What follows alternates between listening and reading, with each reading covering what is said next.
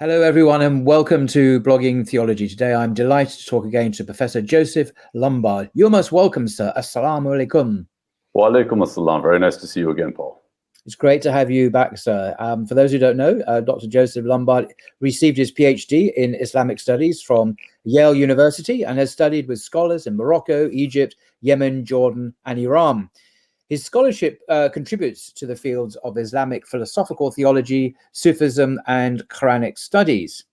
He's previously taught at the American University of Sharjah, Brandeis University, and the American University in Cairo.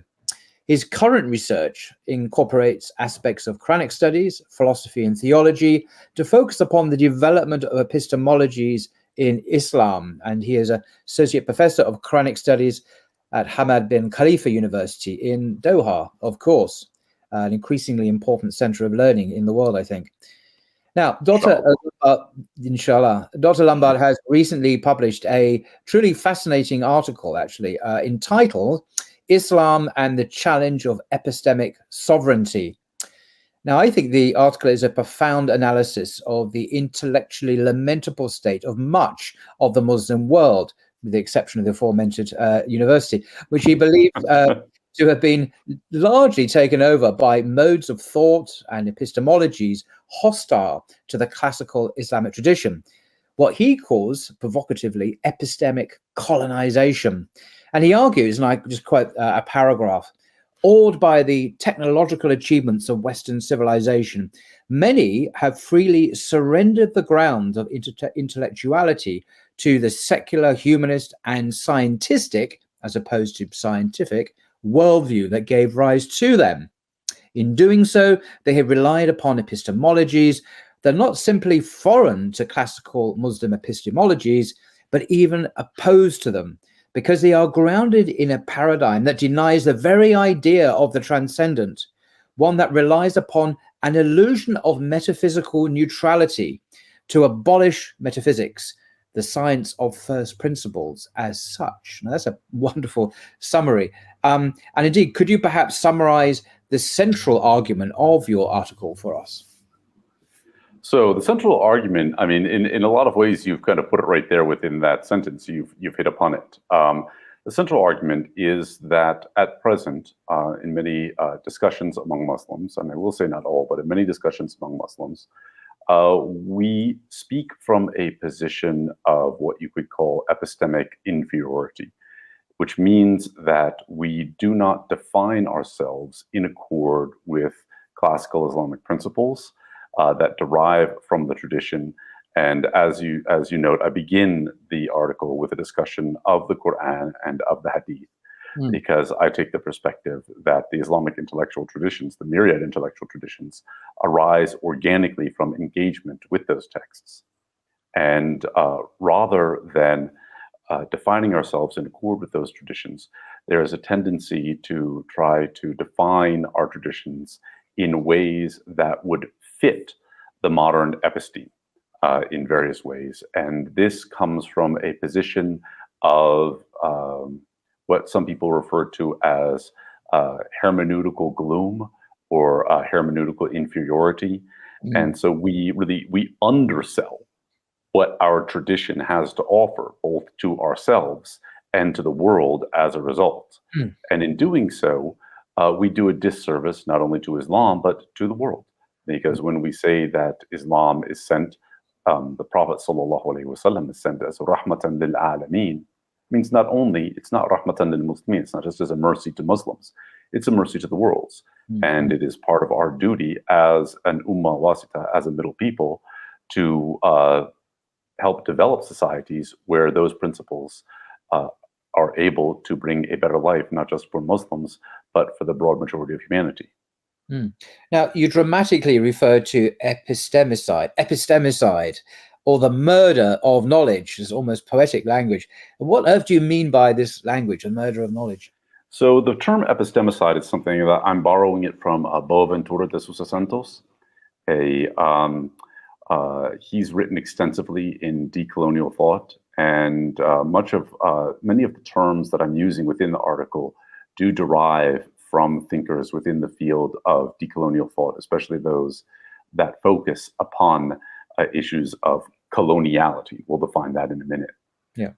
But when you talk about epistemicide, Boaventura de Sousa Santos means that it refers to the elimination of entire ways of knowing, of entire cultures of knowing, and not just the actual kind of principles of knowledge that exist within these cultures, but also the manner in which that knowledge is put into action.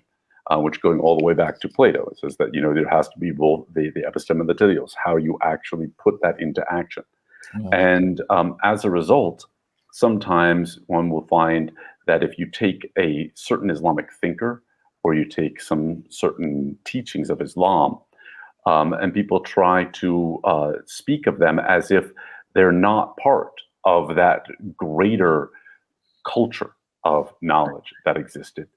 And as a result, they're removing them. Wa'il Halak puts it as they're removing them, they redefine the human being to make it a different, and it's a fancy term Halak uses, a different psychoepistemic individual.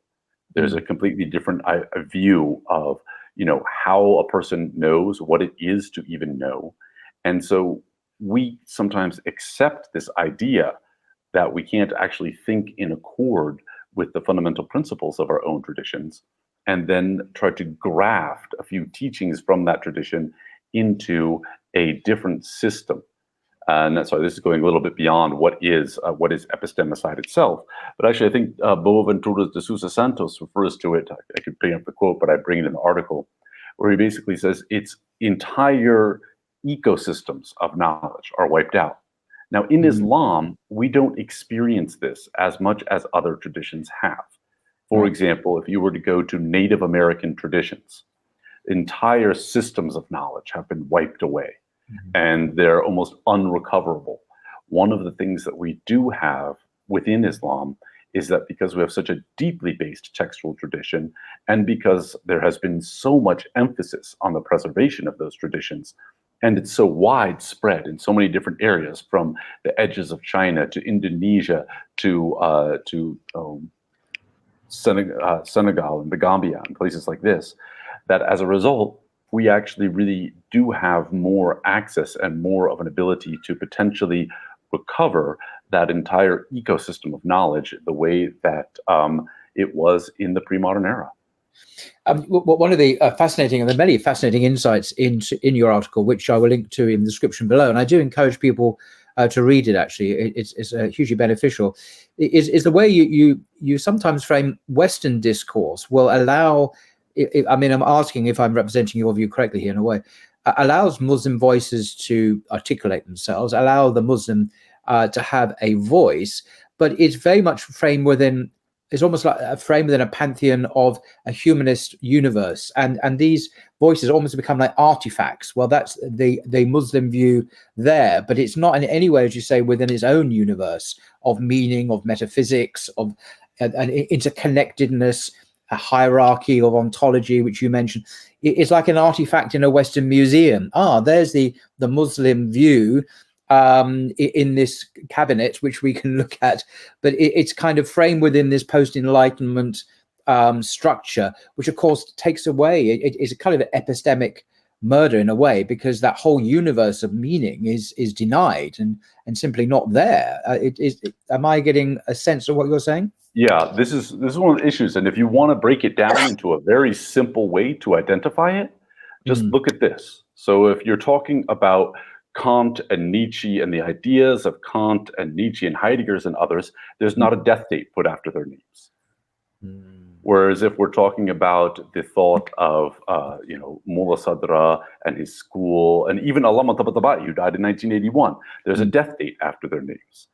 The implication is that we're studying these as artifacts of knowledge. These are ideas of the past that we're studying to kind of catalog them. Right. Whereas these other thinkers are one whose thought is alive, is something that actually applies to how we live today, and has answers for how we understand the world, how we frame the world, and how we seek solutions to the issues that confront us. Right. So one's intellectual archaeology. There was this thinker at this time who died in that era, but you just say Nietzsche or Nietzsche as you Kant or Descartes, Plato. These are living voices who we are interacting with, and we're reading, and we're still impressed by. So yes, I see that the difference there. But of course, in fact, the reality is quite different. Many of these voices in the Islamic tradition, Al-Ghazali, Ibn Taymiyyah, Rumi, and the list is very long, are living voices in the Muslim world and are still read and treasured today. And this is the reality of things. So in a sense, there's a downgrading to artifact status in the Muslim thinker, whereas in the Western thinking world, these other thinkers are living beings who still speak. Yes, and that is, of course, when we're talking in the Western frame. I mean, I'm living here in Doha, and so if I go out and I'm in a discourse with many scholars here, we are going to be talking about Abu Hamid al-Ghazali and Ibn Taymiyyah in terms of their immediate contributions to our shall we say, intellectual landscape as Muslims, and the solutions that they provide for issues that we confront as Muslims. So it's not, always like this. But when we talk about, oftentimes, not just the Western frame, but the problem is that sometimes the way in which it's done within the Western frame, particularly the Euro-American Academy, there are often Muslim intellectuals who then adopt that frame and then adopt the idea that these are ideas of the past, and that we must criticize these thinkers for what they've done along these lines, and pick up little parts of their past and try to frame their thought in terms of that. And Wallace will ignore the fact that Jean-Jacques Rousseau left all of his children in an orphanage so that he could live the intellectual life. Yeah, this is true. Many of these thinkers did have shocking personal lives. Yes, shocking. I mean, let's just face it. You dig into anybody's past, you're going to find stuff. And if you want to color all of their ideas in terms of their peccadillos and their predilections, well, we could pick apart anybody. This is true, but I think there's a generosity extended to some of these figures, which is not extended to others, like Foucault. Oh, definitely. Without going into Foucault's background, which is extraordinary by any definition. Yeah, I mean, but that's not held against him, I don't think, despite what he did. And there's sort of a long list of people like that. But you briefly alluded to these twin terms, colonialism and coloniality, or coloniality. Coloniality. Thank you. Still trying to get my voice around that. So could you just define what these two pairs mean that you juxtapose quite often in the article? All right. So colonialism is what we all know, which really refers to the actual kind of way in which a predominant power, a state apparatus, will come in and control an area, usually settler colonialism, and directly, physically control the mechanisms of power and production within a particular land. Now, colonialism can then continue when even a power has left, and the governance systems that are left, oftentimes, I mean, as we see when many colonial powers leave, that they actually have already put in place a system of governance that is going to favor them in some ways. And this is why you have France has what the 4th or 5th largest gold reserves in the country, whereas all of the African countries that were producing the gold have no gold reserves. And that's a continuation of colonialism. And whereas coloniality is all of the mechanisms by which the overall hierarchy of the departing colonial power are kept in place, and really is to keep in place the assumptions that they actually merit being in power. And usually this is done, one of the main ways in which this is done is through concepts that you have to come with like democracy, which, as we all know, nobody actually in the West really believes in when it comes to non-Western countries, but it's used to beat people over the head and say, oh, you don't have a democratic representation. Oh, but whoops, you elected the wrong person. Let me actually read, Nelson Meldono Torres is one of the chief people for this. And he says that coloniality refers to a long-standing patterns of power that emerged as a result of colonialism, but that define culture, labor, intersubjectivity, relations, and knowledge production well beyond the strict limits of colonial administrations. Thus, coloniality survives colonialism. And one of the chief ways in which coloniality survives colonialism is, as he says, by controlling the mechanisms of knowledge production. When you control the mechanisms of knowledge production, you actually control how a particular people defines themselves, and you define even their hierarchy of knowledge. And one of the chief ways to look at this is Western universities. And even where I am now in the Gulf, we have many of these universities that are put in place that are here simply to extend the hegemony of Western modes of knowledge. Yes, because American University, is it a Texas A&M or something? I forget which. I think it's closing in Doha. I mean, Texas A&M is closing. Yeah. Yeah, I don't want to single out institutions particularly, but obviously that is an American university campus down the road. Well, I mean, we can single that out. I mean, to be quite frank, if you go to a lot of these satellite campuses, and a lot of these scholars think that they are here to save the natives. Gosh. I mean, they literally have an attitude that we are here to save the natives from Islam. And so you will actually have people at NYU Abu Dhabi, at Georgetown Qatar, who will be pushing Western agendas on their students very hard, Western cultural agendas on the students, and claiming that this is actually part of their job, is to actually help the students, expand their minds. Gosh, shocking. Gosh. Thank you for that. I just wanted to quote another brief sentence from your article, which again struck me. Muslims of all stripes, you say, especially those of us in the vaunted halls of academia, know that they must adhere to a system that recognizes the epistemic sovereignty of the secular Euro-American paradigm if they are to gain recognition or even be heard within it. Very strong statement there. Can you give examples of that? I mean, are you talking mainly about physically being in the West rather than obviously in Doha, presumably? Or even...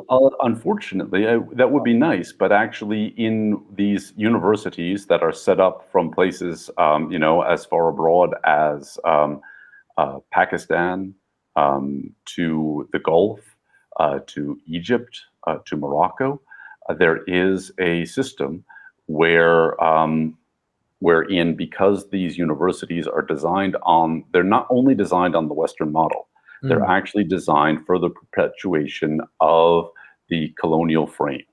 And they're designed for the perpetuation of Western epistemic sovereignty, or Western epistemic supremacy. So that the fundamental paradigms, or episteme as the word that Foucault prefers to use, but many have likened it to the use of paradigm. Whereas that has to, in a sense, be adopted. So it's a secular frame overall that has to be adopted. And then so let's say, for example, a Muslim operating within the field of Quranic studies, there's almost like the question of revelation has to be completely put to the side.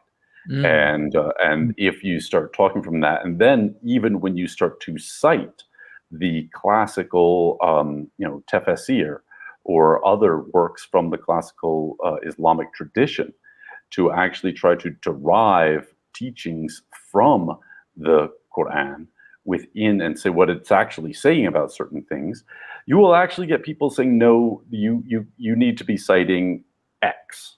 And X is usually white professor from Yale, Harvard, Notre Dame, Georgetown, what have you.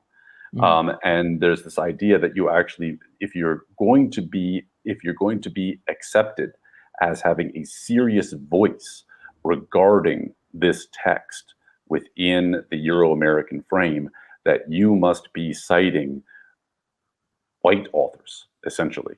And you should not be citing from the Islamic intellectual tradition. So that is put to the side as artifacts of knowledge, as we said before.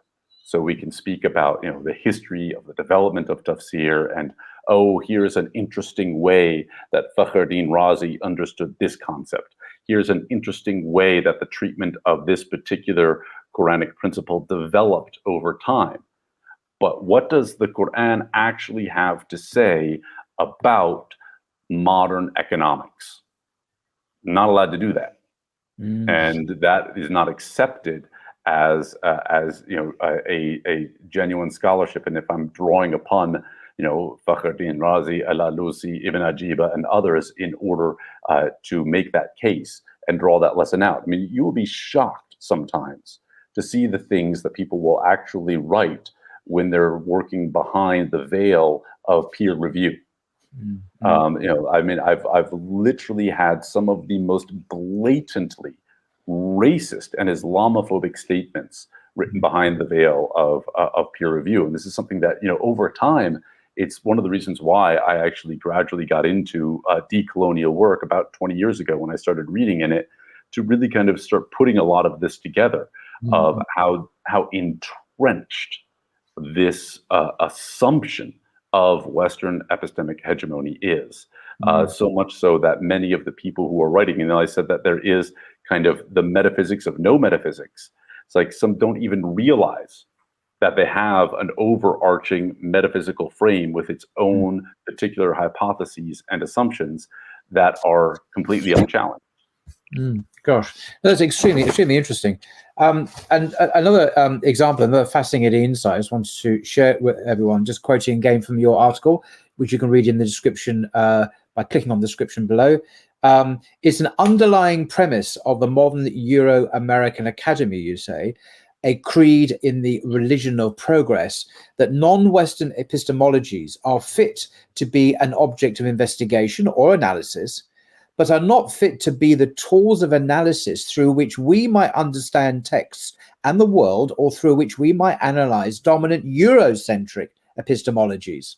So our Western epistemologies can examine the Islamic worldview.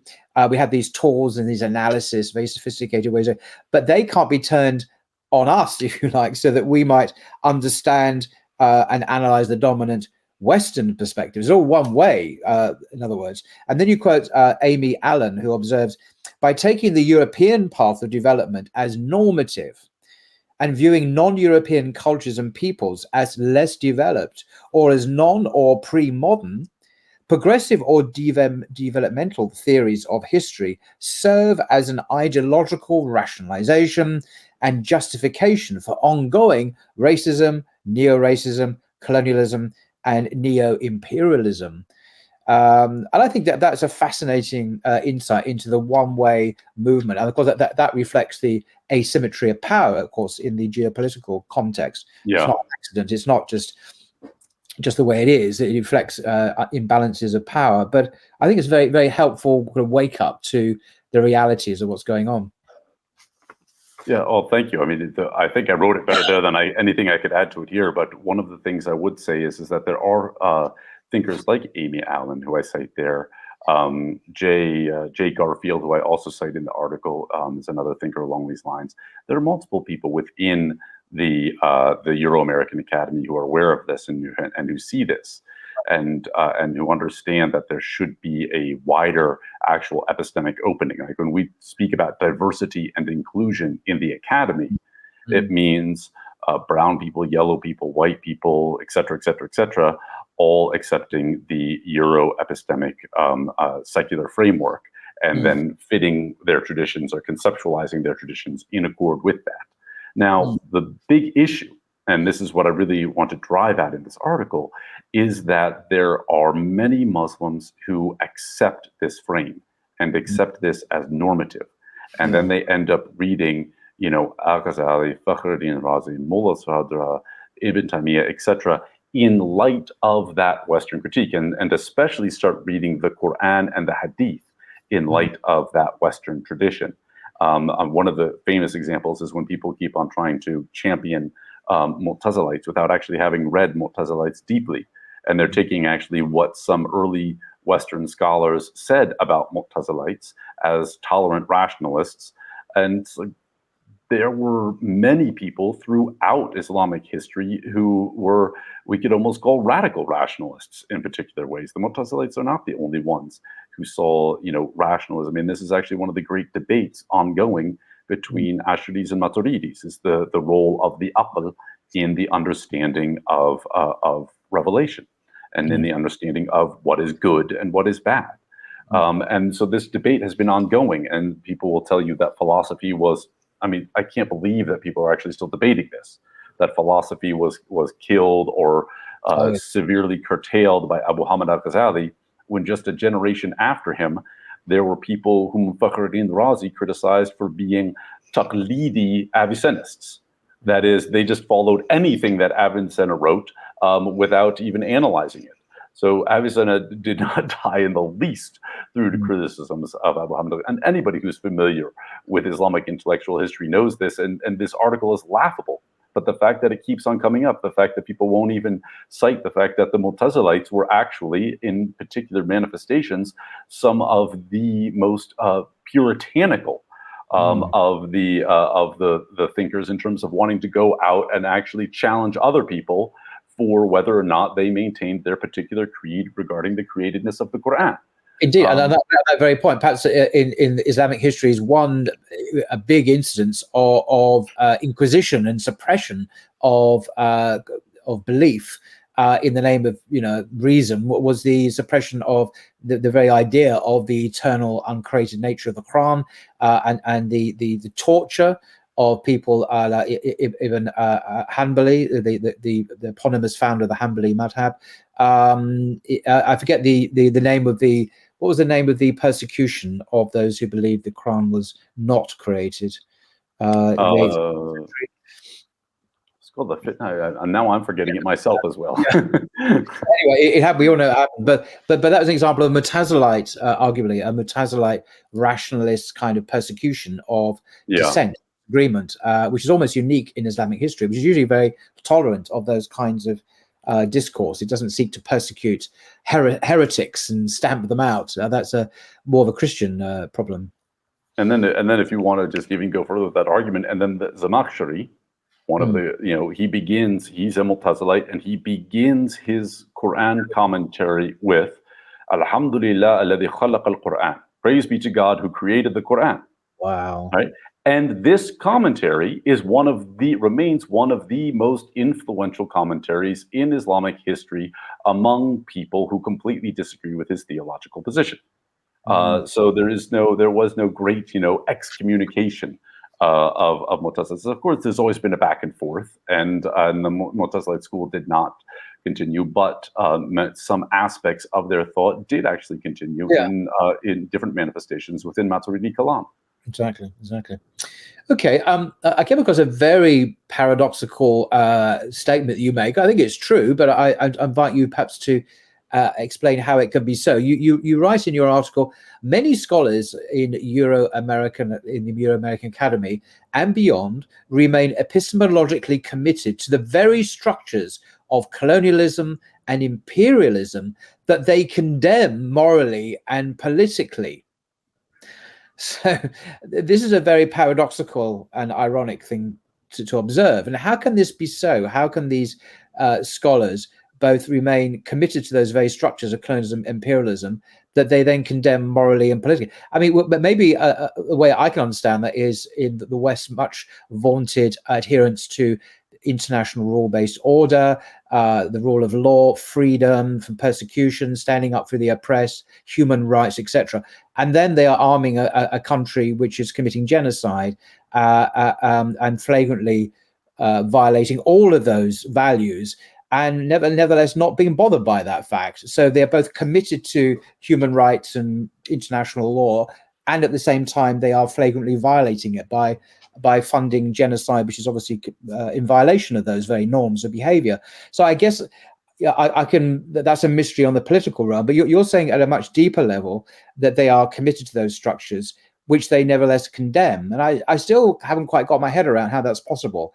It's too paradoxical. Yeah, I mean, what you spoke about is one of the manifestations that we see, and it's in our faces right now, where we actually have people who won't, who will write about these things, and this is especially true in the field of decolonial thought, where people will write about decolonialism, but they won't raise their pen to say anything in defense of the Palestinians and against Israel.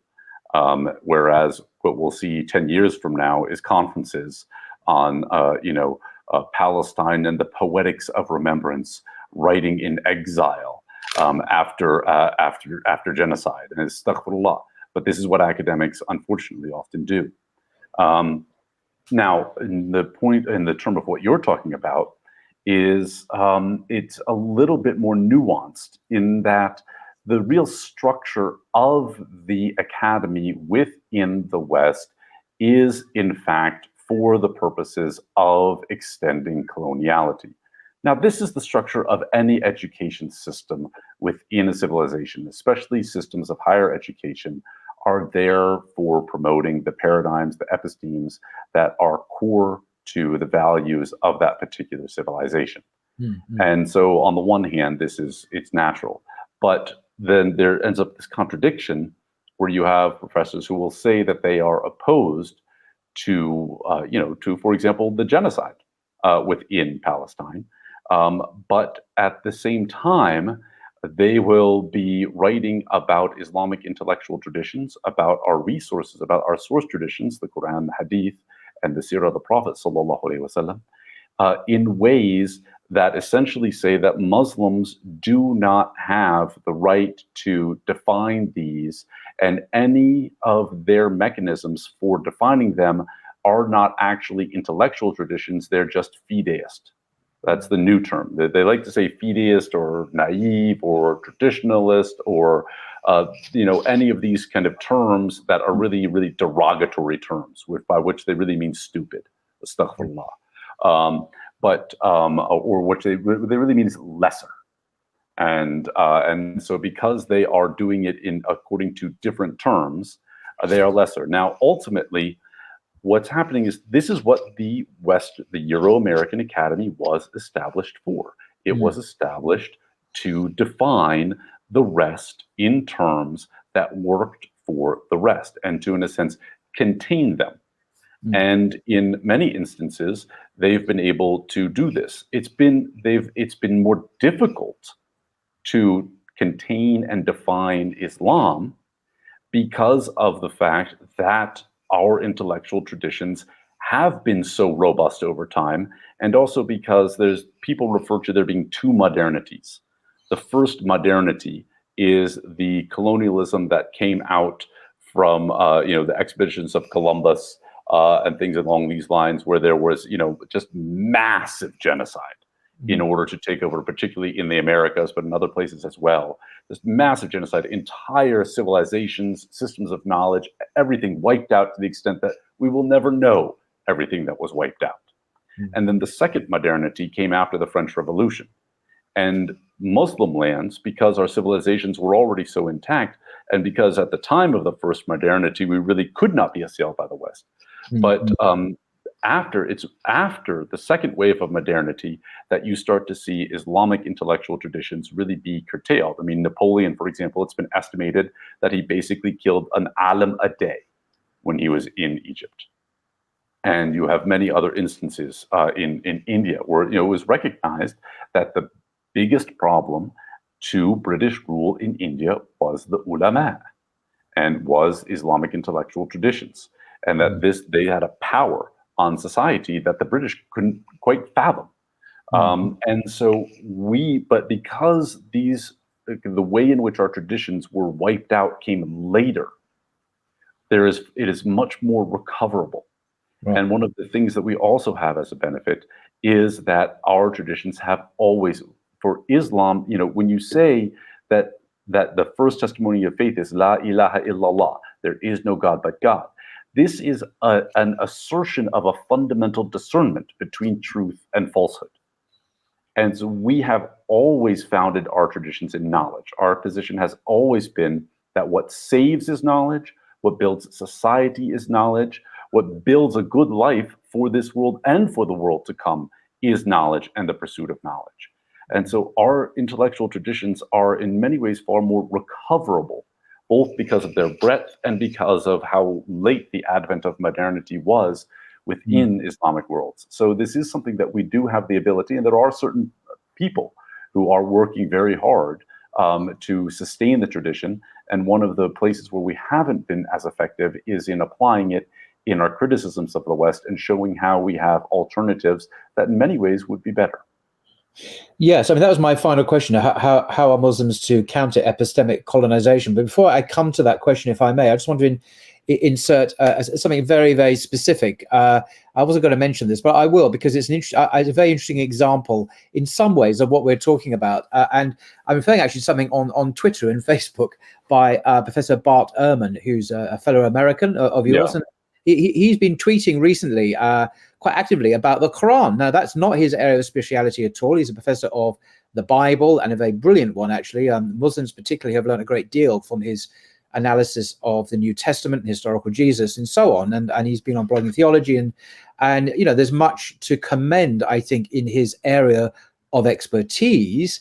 However, he's now decided that he can write authoritatively about the Quran. As far as I'm concerned, as far as I'm aware, he's not qualified. But anyway, that's not my point. My point is what he tweeted just a couple of days ago. And I just want to, I mean, without getting into the issues that he raises, I just wanted to bring in your broader perspectives here about coloniality and epistemic sort of hegemony. So he writes, and I just quote him here: "The fact that later scribes accurately copied the Quran has no bearing on the question of whether the authors of the Quran," quote, "had accurate information when they composed the book. With respect to Jesus, they would have had no independent information, only what they had learned from earlier Christians and Christian sources." Now, without getting into, there's not meant to be an ad hominem criticism of Ehrman, by the way. Really, that's not my point. My point is a slightly more philosophical point here. That Bart Ehrman feels he has the right to define ontologically what the Quran is.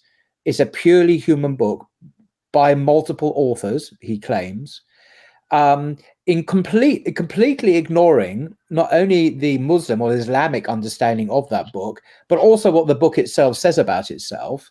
In virtually every chapter, it says it is the speech of God, it's a revelation from the Lord of the worlds, etc. And he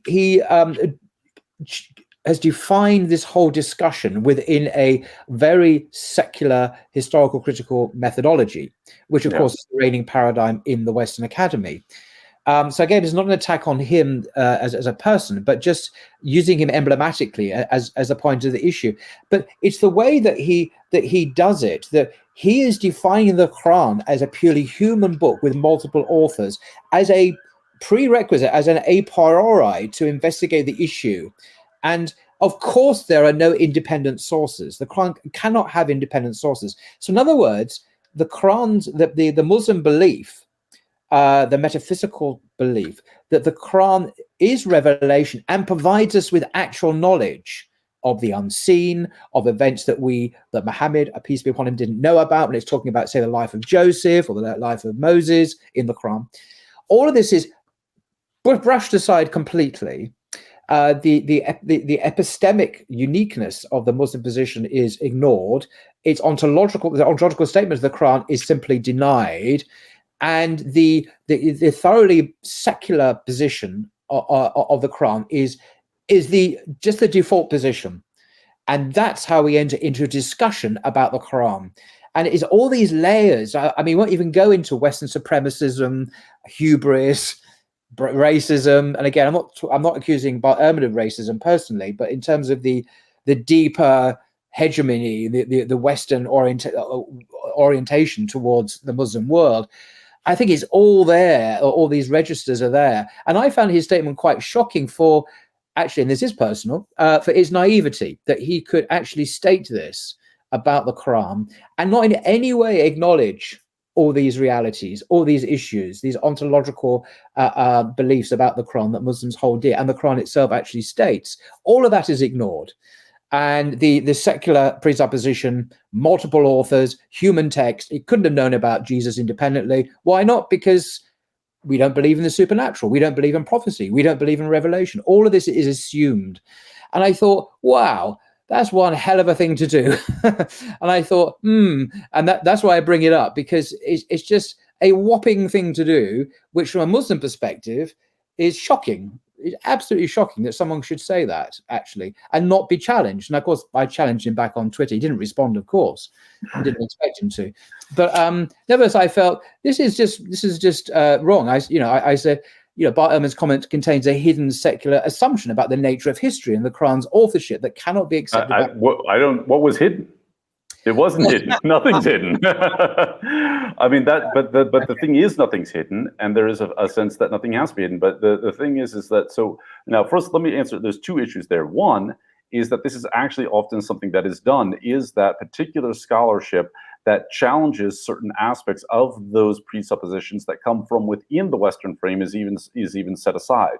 So, for example, the most, shall we say, rigorous scientific analysis of the authorship of the Quran, stylometric analysis done by Epistemic Sovereignty, actually comes to the conclusion of a single author. Yes. And this is a stylometric analysis. So we just throw that out the window because it doesn't work. And now this is also, Bart Ehrman is not a specialist in the field.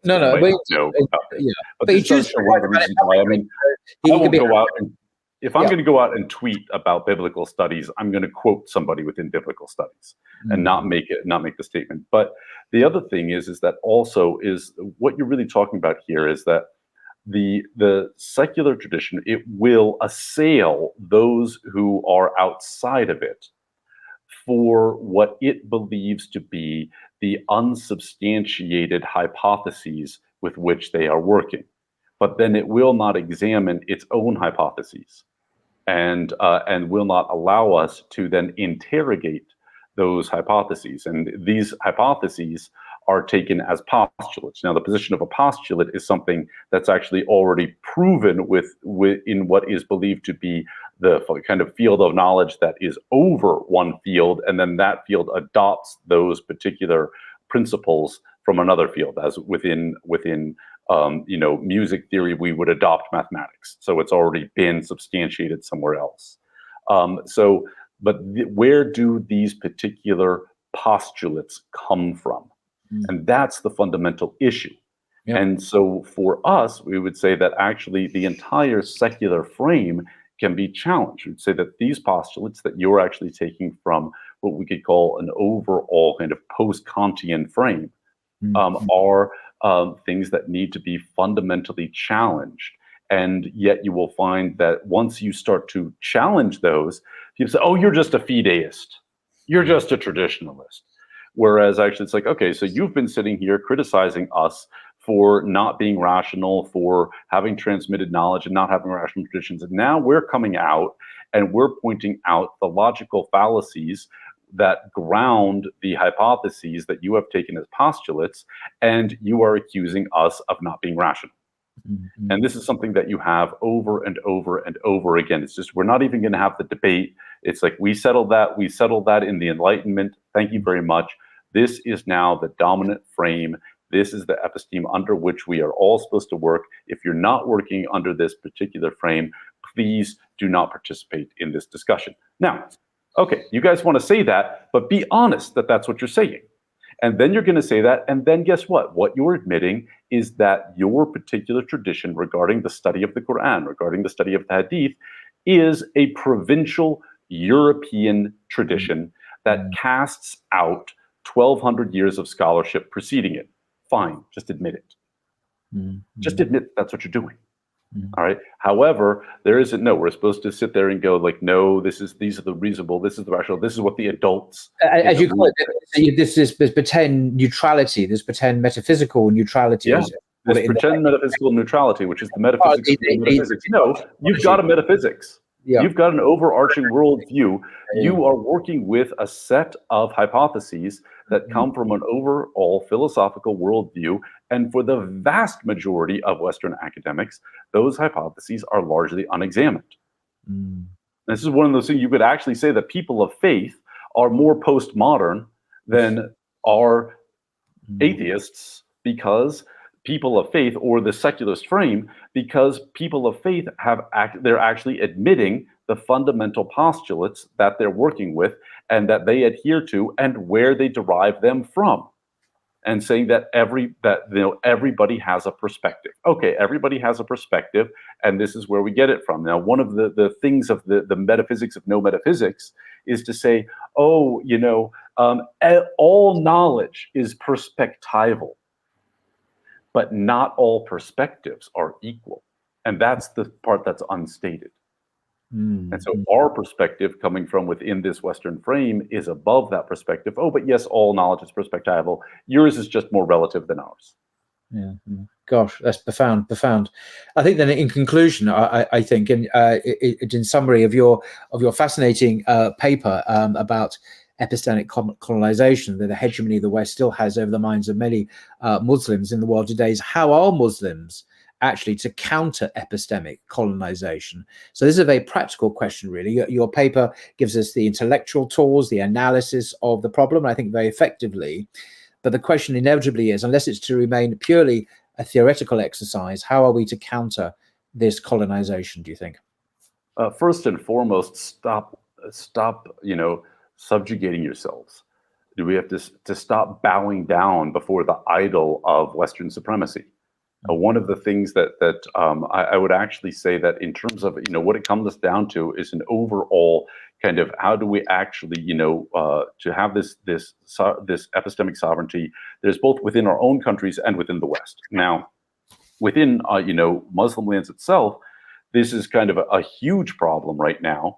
But you have institutions of higher learning that are actually there to create the ruling level that is going to be adopting Western paradigms.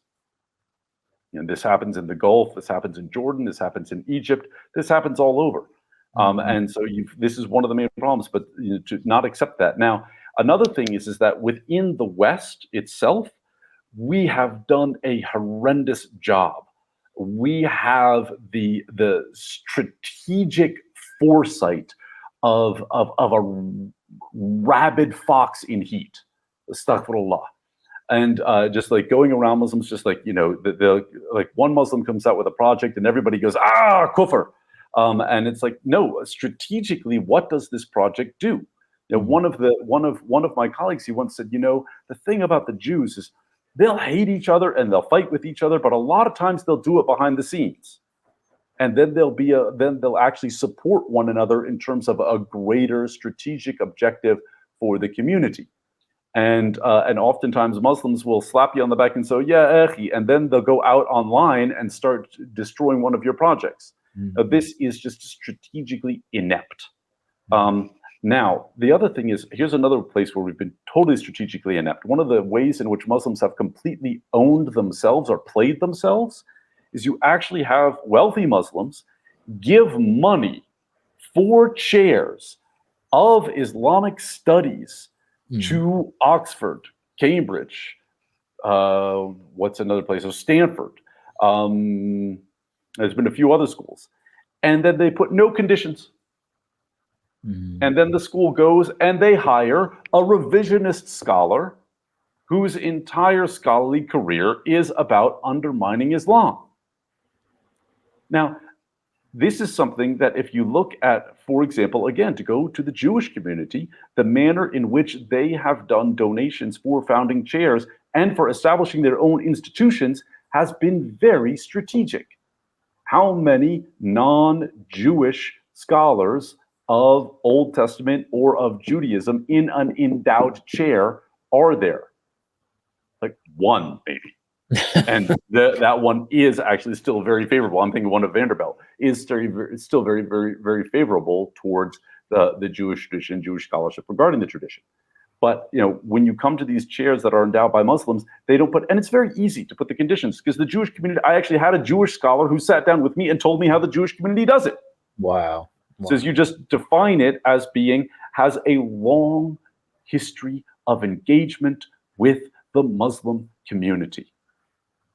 And you define that within the thing, because I can tell you, all of these universities, when the donor comes along, the first thing they want to do is they want to steal the money. I know of one university in the United States where the donor followed up. They actually tried to hire a professor of Quranic studies who didn't even know Arabic because they wanted so much to redefine the position and the grant. They ended up hiring somebody who didn't do Quranic studies. The donor came in and said, "That's not what I gave you money for." Wow. And was actually able to get the board of trustees to overturn the appointment and to then a few years later do another appointment. And the really funny thing with that university is they didn't know that the other person that they hired was a Muslim. So they got two Muslims. I mean, they played them. The university was like, makaru wa makar Allah, wallahu khairul nakirin. They plot and God plots, and God is the best of plotters. But that's one instance. But here, the donor followed up. The donor was actively engaged, but also it was defined for the community. It's really not hard to do. It's really not hard. Here's another thing. We don't have a major body that funds scholarships for Muslims doing projects within Islamic studies. Interesting. You have to go to like Templeton Foundation or another Carnegie. You really think Carnegie Mellon Foundation is trying to fund projects that are going to help the Muslim community in terms of digging back into their own epistemological foundations? Not at all. And the same thing with the John Templeton Foundation. No. All of these organizations are set up for advancing the Western paradigm. Yeah. Right? We need to set up our own institutions. We have the money. We just need the strategic. Well, I was just going to say, you're sitting in Doha, and I know from my experience, it's a very wealthy place indeed, and a lot of very enlightened folk there as well. Not just yourself, but other people. So, all the elements for the solution are there. Hello, Doha. Yeah, no, all the elements of the solution, because we also now, 15 years ago, we didn't have enough scholars to do this fully, but we now do. We have enough young scholars who are trained in the Western tradition and in the Islamic tradition. We have the money. We have enough people who have administrative experience. We have all of the ingredients. It's just a question of getting the master chef that's going to put all of those ingredients together now. The master chef. That's a lovely metaphor. Exactly right. Well, that's a very positive note, actually, in the end, because we're nearly there. We just need to make that the final step. There's nothing really stopping the Ummah from making this happen. Obviously, there's some things we can't make happen. Thinking of Gaza at the moment, for whatever reason. Don't want to go there at the end of this discussion. But in these areas you're talking about, we can make a difference now, I think. A major difference. Inshallah, it will happen. So thank you very much. Inshallah. So thank you very much indeed, Professor Joseph Lumbard. Been great fun, fascinating insights. As I say, again, the link to the article is in the description below. Do read the article, do share it, be stimulated, educated, inspired by the article. And inshallah, change will happen. So thank you very much for your time. Inshallah. Fantastic. All right, thank you, Paul.